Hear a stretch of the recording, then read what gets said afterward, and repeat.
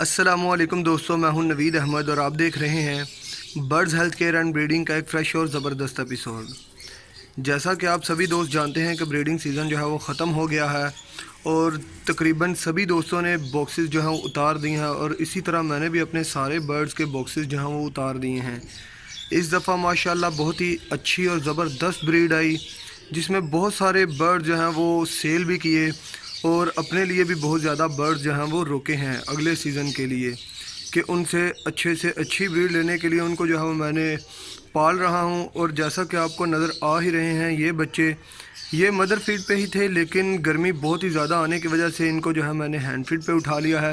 اگر میں ایسا نہیں کرتا تو یقین کریں جتنی گرمی تھی یہ بچے جو ہیں باکسز سے باہر جو ہیں پھلانگنا شروع کر دیتے۔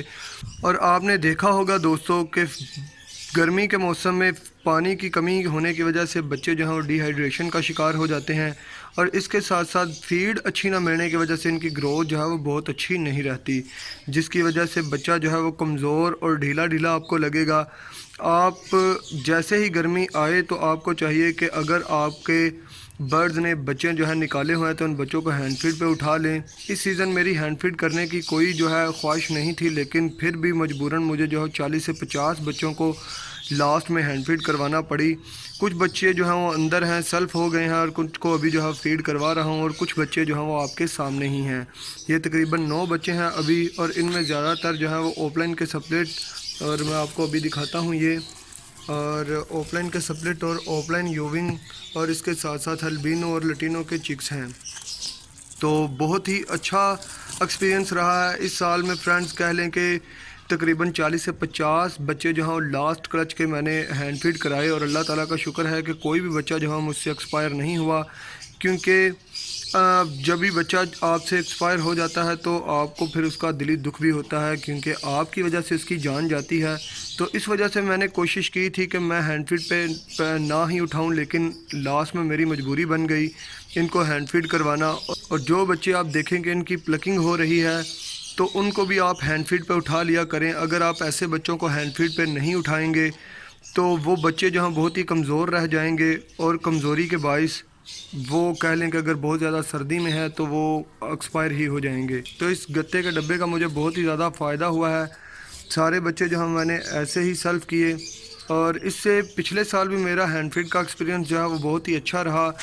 فل سردی میں بھی میں نے ایسے گتے کے ڈبے میں ہی اپنے بچوں کو جو ہے رکھا، مجھے بروڈر کا استعمال جو ہے وہ نہیں کرنا پڑا، اور اس ڈبے میں ہی سارے بچوں کو میں اکٹھا رکھ دیتا تھا۔ سارے جو ہے وہ ایسے اکٹھے ایک جگہ پہ ہو جاتے تھے، جس کی وجہ سے ان کے جسم کا ٹمپریچر جو ہے وہ لو نہیں ہوتا تھا۔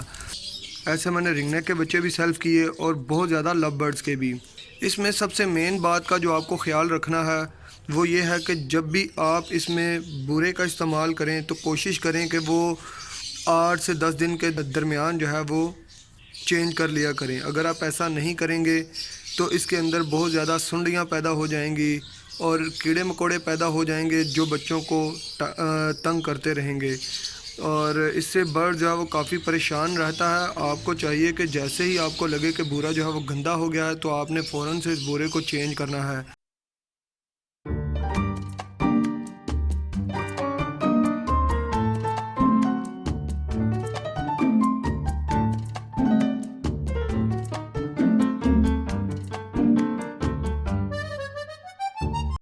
اور فیڈ کا آپ کو بتا دوں کہ لو برڈز کے بچوں کو جو ہے 3 ٹائم جو ہے فیڈ کرانی چاہیے، صبح، دوپہر اور شام میں۔ ہر 8 گھنٹے کے بعد آپ انہیں فیڈ دیں، اور فیڈ کوشش کریں کہ ان کو لو فیٹ کا استعمال کروائیں اور پتلی فیڈ دیں۔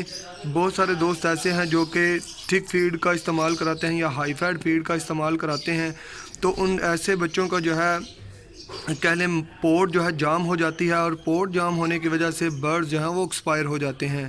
اگر آپ پتلی فیڈ کرائیں گے تو آپ کو ایسا کوئی بھی مسئلہ جو ہے وہ دیکھنے میں نہیں آئے گا۔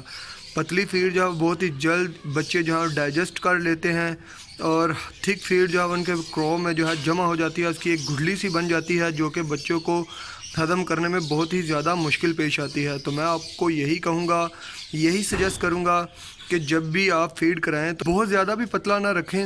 پتلی فیڈ جو ہے وہ برڈز کے لیے اچھی ہے۔ 3 ٹائم فیڈ کرائیں۔ اگر آپ کو کہہ لیں کہ کہیں آپ جاب کرتے ہیں اور آپ کا ٹائم جو ہے وہ جاب کا لمبا ہے تو آپ پھر انہیں 2 ٹائم بھی فیڈ کرا سکتے ہیں۔